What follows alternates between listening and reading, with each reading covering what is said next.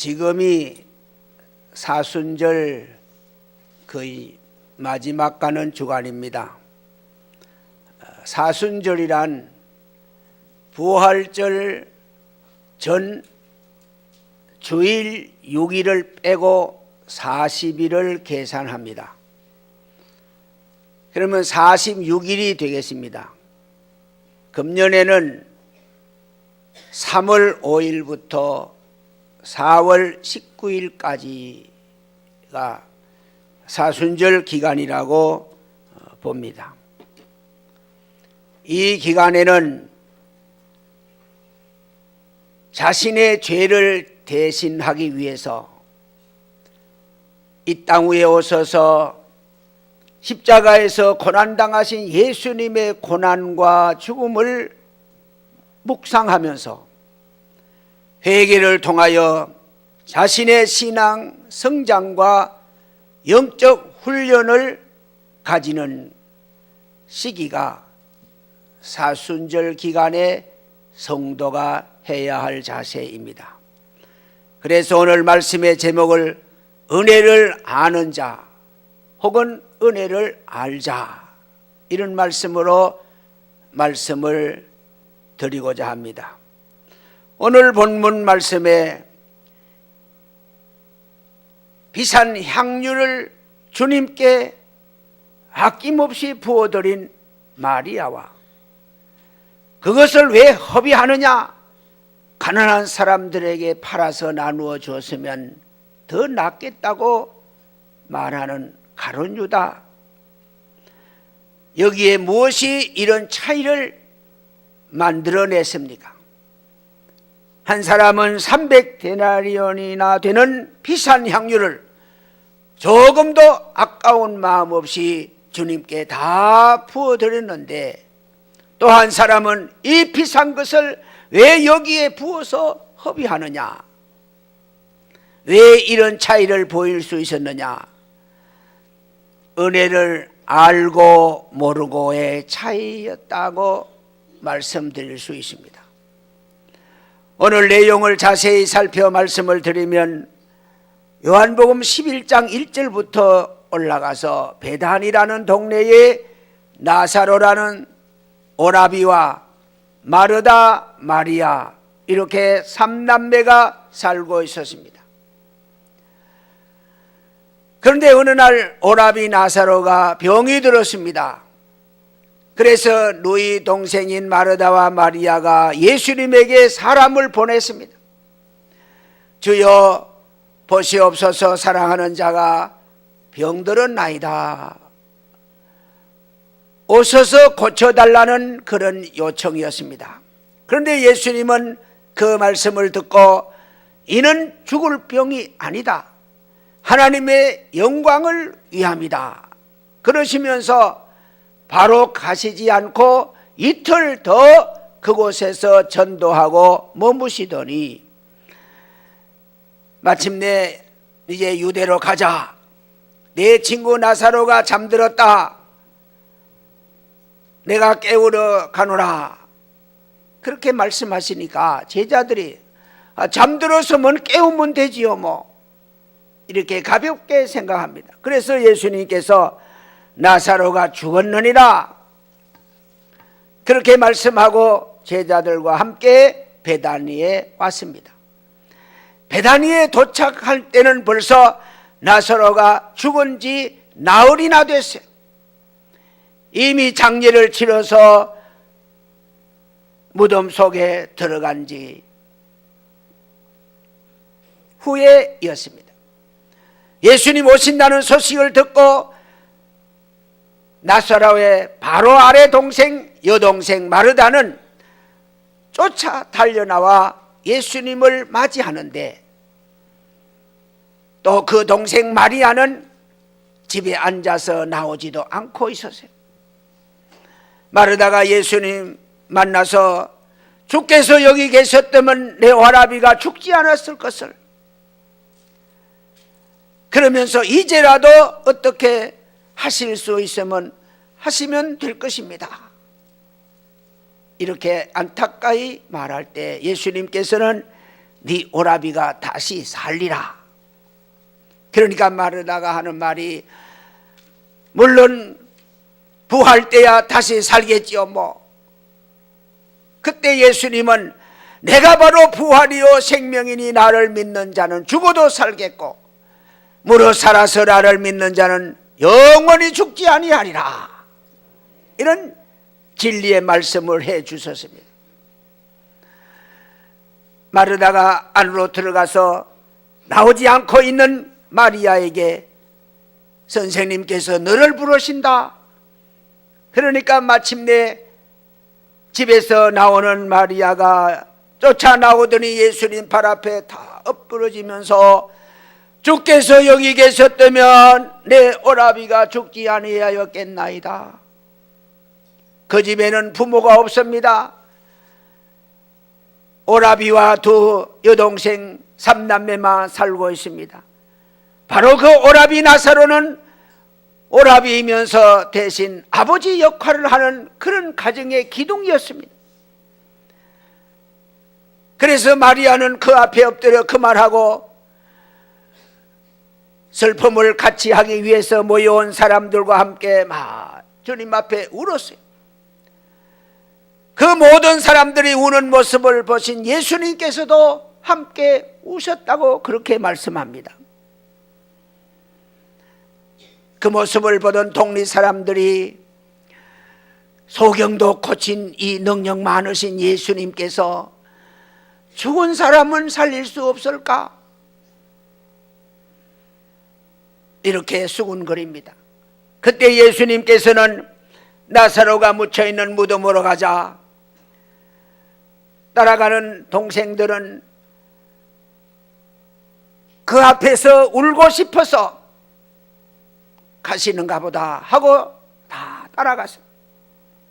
동리 사람들도 따라가고 누이 동생들도 따라갔어요. 무덤 앞에 갔더니 커다란 돌을 입구에 막아놨어요. 이걸 굴러내라. 그를 굴러냈더니 그를 무덤 안을 들여다보면서 예수님께서 잠시 기도하신 후에 나사로여 나와라 소리치니까 그 죽어서 붕대로 다 감아가지고 그렇게 눕혀놨던 나사로가 얼굴에 붕대로 몸에 감은 거 다 그대로 감은 채로 그냥 걸어 나오는 나사로의 죽은 나사로가 다시 사는 기적이 일어난 줄로 믿습니다. 이 집에 마리아와 마르다의 기쁨이 얼마나 했겠습니까?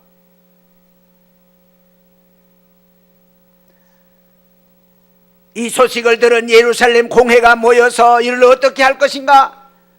저 예수를 우리가 죽여야 되겠다고 결의를 하는 중에 때마침 유대인의 명절 6월절이라 전국에서 사람들이 많이 모여왔을 때 마침 그 소문이 났습니다. 그러니까 사람들이 이 베다니의 나사로 보기 위해서 많은 사람들이 구름대같이 모여왔습니다. 그때 바로 나사로 집에서는 마리아와 마르다가 죽은 오라비 살려준 예수님의 은혜에 감사해서 지금 잔치를 베풀었습니다. 본문에 나오는 내용은 베다니 나사로의 집에서 죽은 오라비 살려주신 은혜에 감사해서 예수님을 위하여 잔치를 베풀었다. 마르다는 일을 보고 했으니 마르다는 맛있는 음식을 최대한 준비해서 예수님 대접하기 위해서 은혜에 감사한 마음을 담아서 부지런히 뛰어다니 나사로는 예수님과 함께 앉아서 이야기를 나누고 있습니다. 바로 그때 막내 마르다가 지극히 비싼 향료 순전한 나드 한 옥합을 가지고 와서 오빠와 함께 대화를 나누고 계신 예수님의 발에다 붓고 자기의 머리털을 풀어서 예수님의 발을 닦는 일을 했습니다. 그래서 온 집에는 그 향유 때문에 냄새가 진동하는 순간에 가룟 유다는 벌컥 소리를 지릅니다. 이 비싼 향유를 왜 여기 다 부어서 허비하느냐? 이걸 팔아가지고 가난한 사람 놀아줬으면 얼마나 많은 사람이 도움을 받을 것인데 하면서 성질을 냈어요. 그렇게 말하는 가룟 유다는 정말 가난한 사람을 생각해서 한 말이 아니었다면, 그는 예수님 제자들과 함께 돈을 관리하는 회계였습니다. 돈통에 돈이 많이 있어야 슬금슬금 훔쳐내도 돈이 있는지 없는지 모르기 때문에 돈꾀에 돈을 많이 넣기를 바라는 사람이 바로 가룟 유다입니다. 그 돈을 훔치려고 하는 그런 나쁜 생각을 속에 품고 왜 이것을 가난한 사람 주지, 이렇게 말했던 거죠. 그때 예수님께서 그를 가만두어라, 마음에 괴롭게 하지 마라, 나의 장사를 위하여 한 일이다. 가난한 사람은 도와주려고 하면 언제든지 있지만은 나는 그렇지 않느니라, 이렇게 말씀하셨습니다. 이때 큰 무리가 나사로 보기 위해서 나사로 집에 몰려왔다, 이런 말씀이 오늘 본문의 말씀입니다. 은혜를 받고도 은혜를 모르는 사람이 있는가 하면은 은혜를 받고 그 은혜를 아는 사람이 있어서 이 은혜를 알고 모르고의 차이는 이렇게 크더라는 것입니다. 은혜를 알고 보답하고자 하는 사람이 있는가 하면 은혜를 알면서도 보답할 생각을 하지 않는 사람도 있는 것입니다. 오늘 우리 예수 믿는 성도들은 우리의 신앙생활의 바탕 근본, 하나님의 은혜에 대한 감사가 그 속에 기본으로 깔려 있는 신앙생활이 되어야 하는 줄로 믿습니다. 예배도 그렇고 충성하고 봉사하는 것도 그렇고 사명 감당하는 것도 그렇고 바로 그 감사가 바탕에 깔려 있어야 한다는 것이. 그래서 그것을 아는 사람은 더 열심히, 그것을 잘 모르는 사람은 조금 신앙생활에 등한히 하는 모습을 발견하게 되는 것입니다. 마리아가 300데나리온의 향유를 값으로 계산하면 한 데나리온이 한 사람이 하루 일하고 받는 품삯입니다. 요즘에 품삯을 얼마씩 받는지 확실히 모르지만은 예를 들어서 15만 원 내지 20만 원이라고 하면 이 기술자가 하는 게 아닙니다. 일반 계산한다면 15만 원 받는다면 사모시오 4,500만 원 해당되는 향료입니다. 대단히 비싼 것이죠.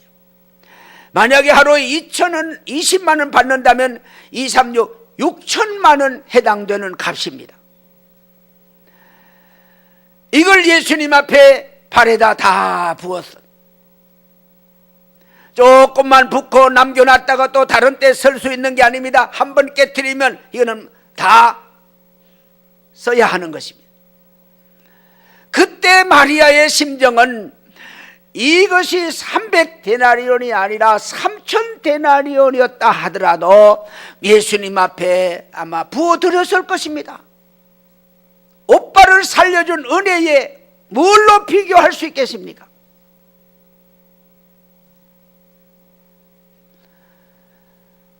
우리 예수 믿는 성도들이 은혜를 알아야 한다라고 한다면 큰 것 세 가지만 오늘 말씀드리고 싶은데, 첫째는 부모님의 은혜입니다. 부모님은 나를 낳아주시고 길러주신 분이라고 우리가 모두 알죠. 에베소 6장 1절부터 3절 자녀들아 너희 부모를 주 안에서 순종하라. 이것이 옳으니라. 네 아버지와 어머니를 공경하라. 이것이 약속 있는 첫 계명이니 이는 네가 잘되고 땅에서 장수하리라. 자녀된 자들은 부모를 순종하고 공경하는 것 당연한 일입니다. 그런데도 또 하나님께서는 거기에다가 축복을 약속했는데, 그리하면 네가 땅에서 잘 되고 오래 사는 복을 받을 것이라. 이렇게 약속하고 말씀했습니다. 여러분, 내가 또 여러분이 잘 되기를 바라는 마음을 가장 크게 가지고 계신 분이 있다면 그가 누굴까요? 부모님입니다. 뭐 친척, 뭐 친구, 동료, 잘 됐다고 축하한다고, 잘 됐다고. 잘 되기를 바라는 사람들이 많이 있겠죠. 이런 사람 저런 사람 뭐 별 사람 있겠지만, 그러나 나를 제일 잘 되기를 바라는 마음을 크게 가진 분이 있다면 그런 바로 부모입니다. 누구도 부모의 마음을 따라갈 사람이 없어요. 그 옛날 어머니들 자식에게 욕은 무지막지하게 욕을 하면서도 그 아이 공부시키는 데는 돈 다 대주는 거 보세요. 그 욕은 입에 붙은 소리지 진정함이 아니다 말이에요. 어떤 사람은 부모 노릇해야지 공경받고 존경받지, 부모가 해준 게 뭐 있느냐 따지는 사람이 있습니다. 낳기만 했지 뭐 부모 노릇을 해야지 그러면서 효도하기 싫다고 말하는 사람이 있습니다.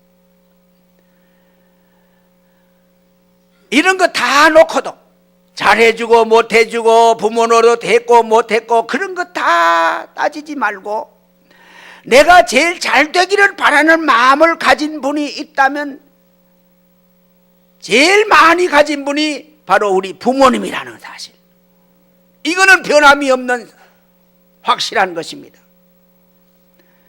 그러면서 앞으로는 야단하면서도 뒤로는 기도하고 그 아들에게 소망을 가지고 또 아들을 위해 수고하고 헌신하는 것이 부모의 마음입니다. 이 마음 한 가지만 가지고도 나 잘되기를 바라는 마음, 누구보다 제일 크게 많이 가지고 계시는 그 하나만 가지고도 부모님은 자식에게 효도받으셔야 하고 공경받으셔야 할 존재라는 사실입니다. 성경 말씀에 잠언 10장 1절에 지혜로운 아들은 아비를 기쁘게 하거니와 미련한 아들은 어미의 근심이 된다, 이런 말씀을 합니다. 요즘 부모님의 은혜를 모르는 사람이 너무도 많은 것 같아요.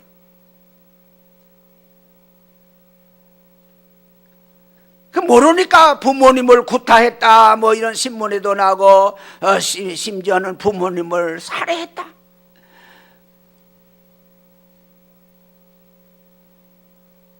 심지어는 부모님을 목 졸라 죽였다. 여러분, 목 졸려면 뭐 일이 없겠지만 목을 한번 졸랐다 생각해봐요. 금방 탁 죽는 게 아니라고. 자식이 나를 그런 식으로 목을 졸르고 있다면은, 그래서 숨이 막혀서 내가 죽어간다면은 그 돌아가시는 부모의 마음속에 뭘 생각하고 돌아가셨겠는가? 이런 뉴스를 접하면서 기가 막혀.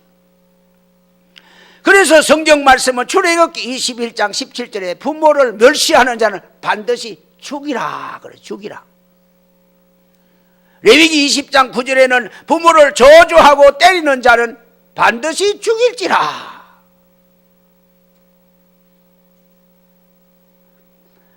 부모를 멸시하고 부모를 저주하고 부모를 매를 치는 사람 반드시 죽이라는 것은, 그런 사람은 이 지구상에 인간으로 존재할 가치가 없다.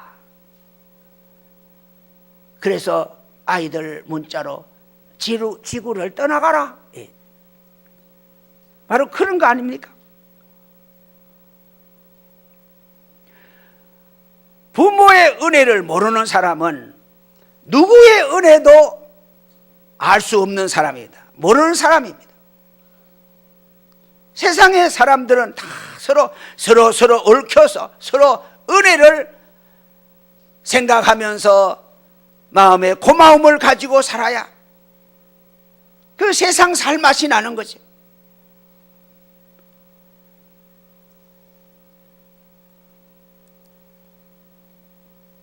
하도 세상이 부모님의 은혜를 생각하지 않고 살기 때문에 이런 복음성가 노래도 다 만들어 있지 않습니까?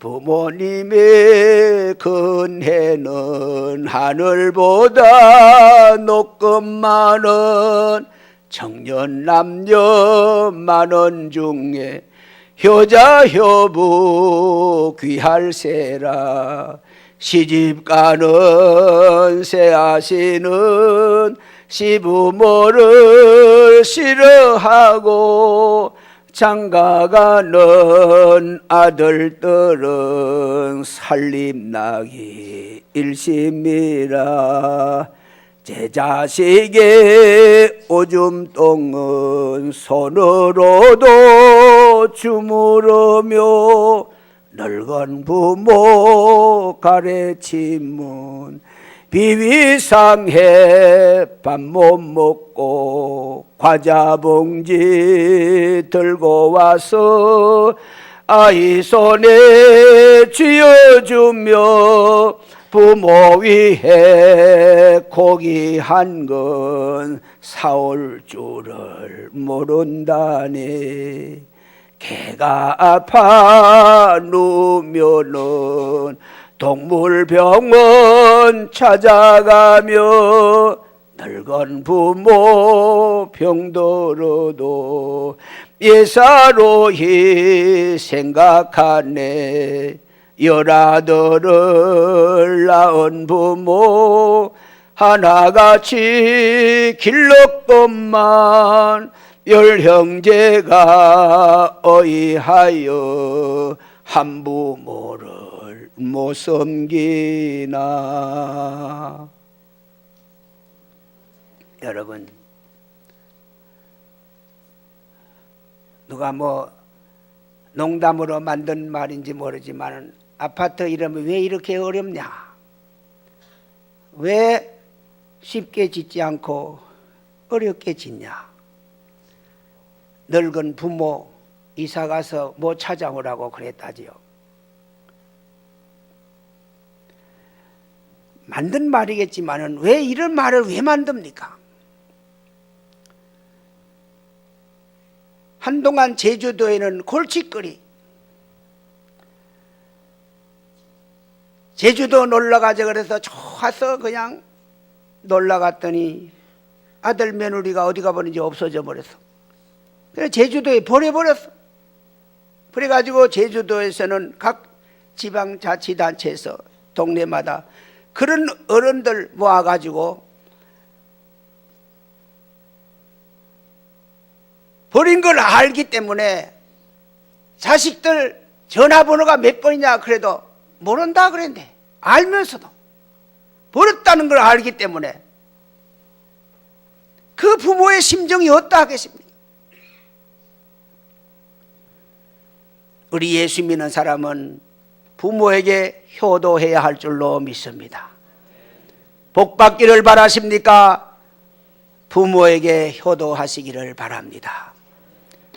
두 번째는 사람이 알아야 할 은혜는 목회자, 목사님으로부터 스승님 혹은 멘토 혹은 지인들, 나에게 크고 작은 은혜를 베풀어 주신 분들의 은혜를 우리가 알아야 합니다. 사람의 은혜도 모르면서 어떻게 하늘의 은혜를 안다고 말할 수 있느냐. 이런 모든 분들의 은혜 다 말씀드릴 수 없고 그 중에 교회 목사님, 목회자가 가장 크게 나 잘 되기를 바라는 분이 부모다움이라는 것을 말씀드리고 싶습니다. 우리가 옛날에 우리 교회에서 유치원을 운영했던 일이 있습니다. 우리 집사람이 원장을 하면서 유치원을 운영했었는데, 그때 유치원에 1회, 2회 졸업한 그때 학생이 지금은 청년도 넘어서 거의 중년이 들어가려고 하는 그런 단계에 있는데, 그들을 만나거나 소식을 들으면은 우리 사람은 이따금 그럽니다. 우리 유치원 1회 졸업생인데 아직도 그 관심이 있어요. 우리 유치원에 다녔던 사람, 그 마음은 그 유치원에 다녔던 사람 잘 되고 좋게 되는 거, 그걸 마음으로 바라는 마음이 깔려 있는 거예요. 우리 안석경 목사가 경민학교 출신입니다. 경민학교 졸업하고 대학을 가고 유학을 가고 했는데도 오랜 세월 동안 고등학교 3학년 시절에 담임이었다고 그러면서 전화가 내한테 와요. 대학 잘 다니고 있느냐고, 요새 뭐 하고 있느냐고. 그래서 내가 선생과 제자와의 관계, 그 선생은 강단에서 잠깐 가르치는 것으로 끝나는 것이 아니고 그 제자가 잘 되기를 바라는 마음을 가지고 있구나. 그 선생님의 마음을 내가 느낄 수 있었어요. 그러니까 부모님의 은혜, 스승의 은혜 이렇게 말하는 이유가 그래서인가? 여러분, 목회자, 목사의 마음은 그보다 더합니다. 예를 들어 성도들 가정에 아기가 태어나서, 병원에 아기가 태어났다 그러면 목사님이 책 들고 얼른 달려가. 병원에 달려가서 거기서 축복하며 기도하지요. 그때부터 교회 처음 나오면은 그때 축복 기도하죠. 100일 때 가서 기도하지요. 돌 때 가서 기도하지요. 혹 무슨 몸이 아프다 그러면 쫓아가서 또 신방하고 기도하지요. 또 해마다 맞이하는 생일 때 가서 기도하지요. 초청하면 가지만 안 하면 안 가지. 결혼식 때 가서 기도하지요.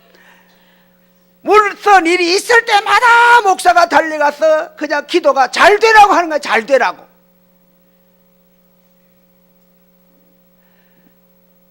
목사가 기도하면서 하나님, 예수 잘 믿으면 잘 되고 잘 못 믿으면 못 되게 해주시옵소서, 이렇게 하는 기도 들어봤어요?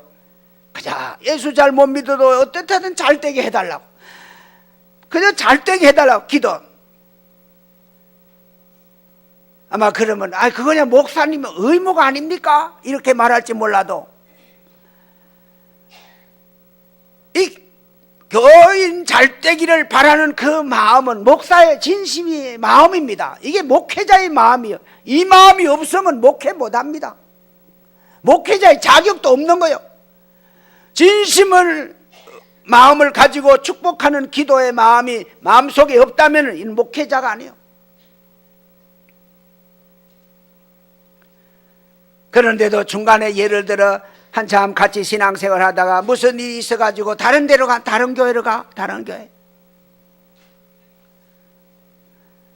지금까지 잘 되기를 바라며 축복하고 기도한 목사의 마음은 너무너무 서운해요. 왜 서운하냐? 잘 되라고 기도하고 진심으로 바란 마음이 그 사람을 향하여 있었기 때문에 그게 서운한 거예요. 그냥 즉흥적으로 그때마다 그저 입에 발린 소리로 축복하고 기도해 줬다면 잘 되나 못 되나 그것으로 끝나면 많은 거지요. 그러나 그게 진심이 담겨져 있었기 때문에 서운한 마음이 생긴단 말이에요. 은혜를 전혀 모르는 것 같은 마음에서 그렇게 서운할 수가 없어.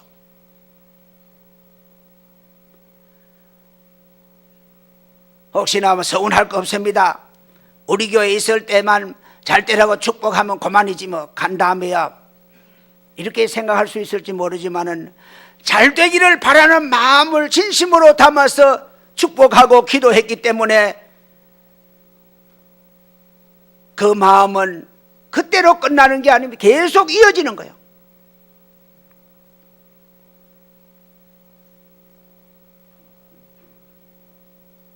여기 있을 때는 여기 목사님께 축복받고 또 딴 데 가면 다른 목사님께 축복받으면 되지 뭐 이렇게 생각할지 몰라요.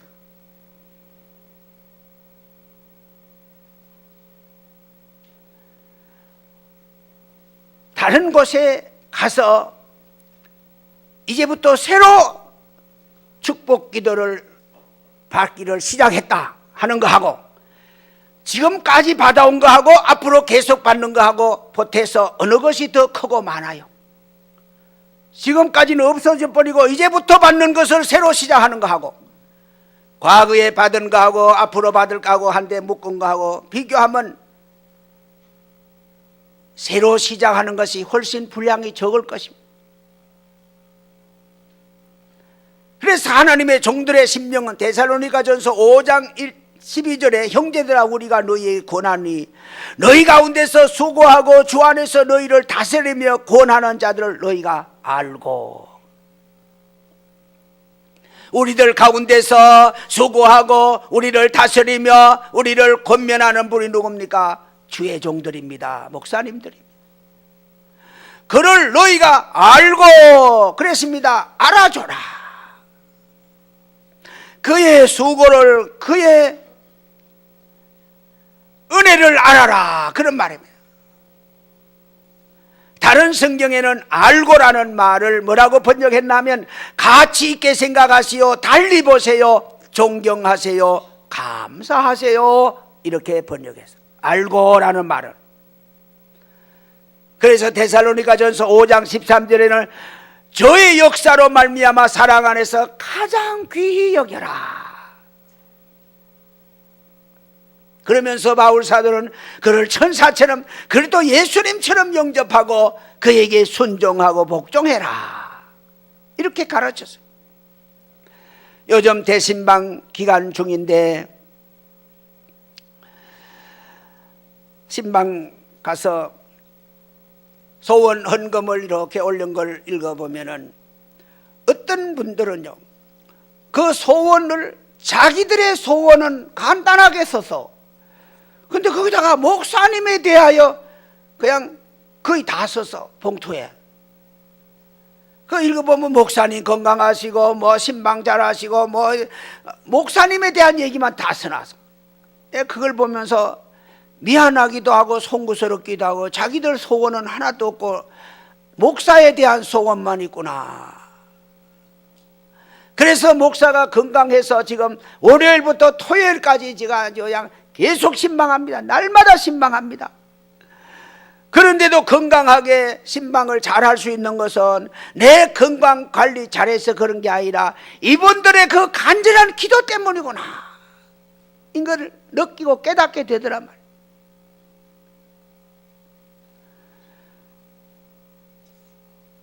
그러니까 성도에 대한 고마운 마음은 목사가 목회자로서 또 목회자에 대한 고마움을 또 성도가 서로 이런 끈끈한 고마움의 관계, 은혜를 아는 관계,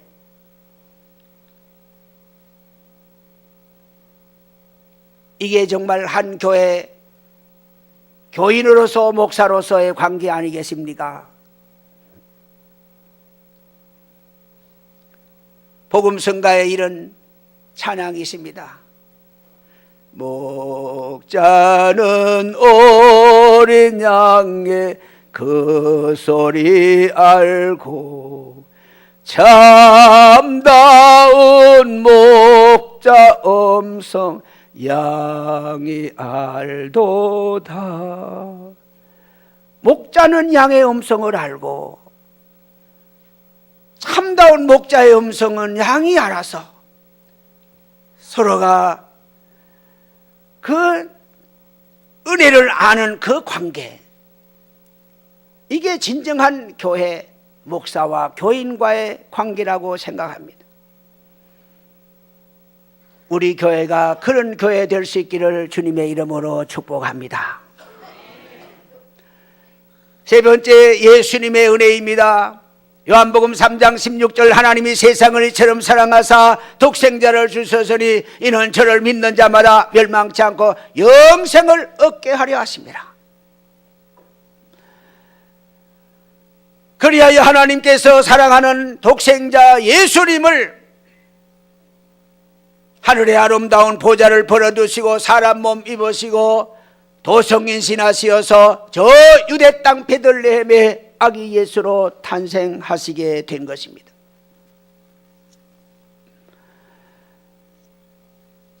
이 땅 위에 오신 예수님은 33년 짧은 생애를 사시면서 하늘의 아름다운 복음을 전거해 주시고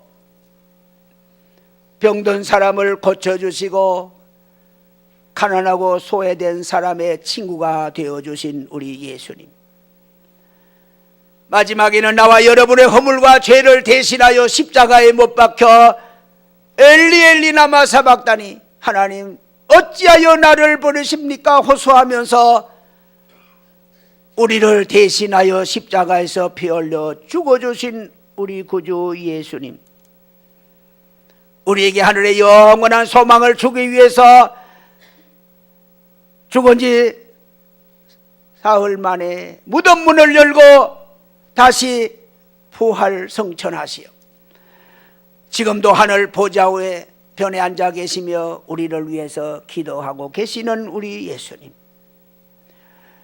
이 예수님의 은혜는 그 어떤 은혜에 견줄 수 없는 크고 귀한 은혜 우리가 받았는데, 이사야 53장 5절, 그가 찔림은 우리의 허물 때문이요 그가 상함은 우리의 죄악 때문이요 그가 징계를 받음으로 우리가 평화를 누리고 그가 채찍에 맞음으로 우리가 나음을 입었도다 말씀하고 있습니다.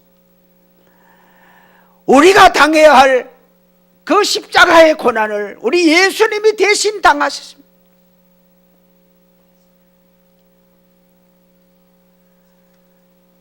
이 연애를 분초라도 잊어서는 안 될 것입니다.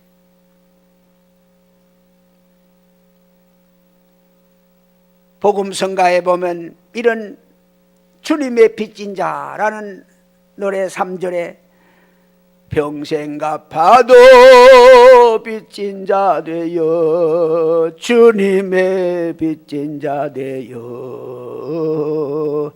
주님 가신 길 택하여 걷어 눈물만 솟구치네 생명 주시니 주님이시라 능력 주시니 주님이시라 말씀 전하여 복음 전하여 주님의 빚들 갚으리. 평생 갚아도 갚을 길이 없는 주님의 은혜입니다. 이 노래를 지은 사람은 이 주님의 말씀, 이 주님의 사랑, 이 주님의 은혜를 전하여 주님의 빚을 갚을 것이라고 노래했습니다. 그러나 우리가 이 땅 위에서 무엇을 한다고, 주님을 위해서 무엇을 해드린다고 주님께 대한 이 빚을 갚을 수 있겠습니까? 저와 여러분은 하나님 앞에 너무나 큰 빚을 졌습니다. 이 은혜를 분초도 잊지 말고 늘 생각하면서 우리 주님께 충성하고 봉사하고 헌신하는 신광의 성도님들 되시기를 주님의 이름으로 축원합니다.